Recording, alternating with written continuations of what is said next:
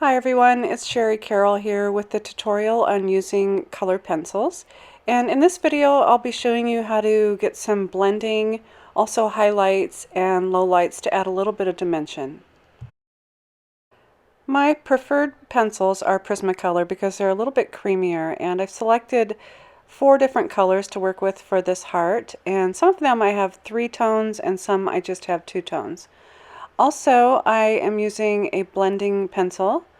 I use this occasionally to smooth out the pencils. My preferred method is to use my eraser when I'm all done, and my favorite way to blend is to use a white pencil. The stamp set that I'm using for this image is called Roses for You, and it's the main image in the pack.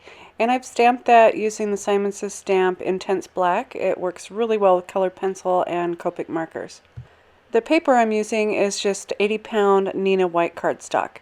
So I'm going to start off with some blue pencils. I wanted to show you the tip that I get, and I use a rotary pencil sharpener for these. The rotary type pencil sharpener gives me a longer lead on the lead, and people have asked me if I break it off, and I really don't. I mean, just kind of start off slowly until you wear down the tip just a little bit. So for my first flower, I'm starting off with my darker color first, and I'm outlining the spiral slightly just towards the bottom and just working my way around. I'm using fairly firm pressure right now because I want to get some really good concentrated color down. And my goal is to add some dimension, so I want my darker color around these lines of the spiral. When I'm coloring, I move my paper around so that my hand can stay really comfortable and I get the same amount of pressure and the same consistency going throughout the flower or throughout the object that I'm coloring. Once I have an area of my darker color laid down, I'll go in and start using my medium color.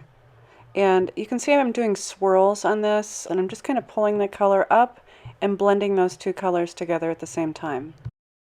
I will go back and forth between my pencils to get different values, so I'll go back in with the darker pencil and use a little bit of heavier pressure, which will give me darker color, and then with the lighter pencil I'll use lighter pressured swirls to get lighter color. Now that I have most of my color down, I'm going to start adding some white, and this will really help soften all the colors and really blend everything together. Another thing that the white or a blending pencil do is that they smooth out the color, so if you have like scratch marks or any kind of bumpy marks from your pencils, these will soften them up and really spread out the color.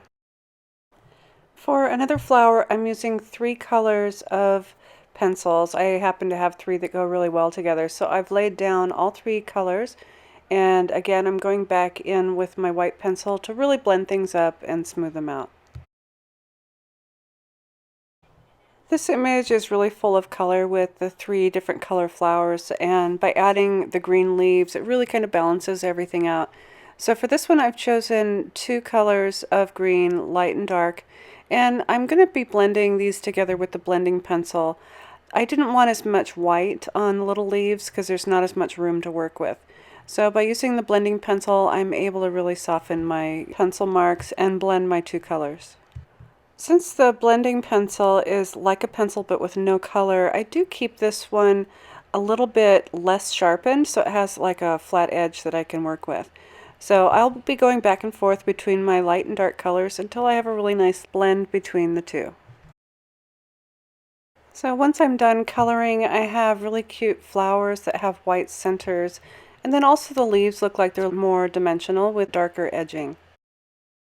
For my card, I've used the coordinating die for this heart of flowers, and I've used some foam dots to add some dimension. I hope I've given you some inspiration to pull out those colored pencils and color in some of your favorite images. Thanks for watching and enjoy.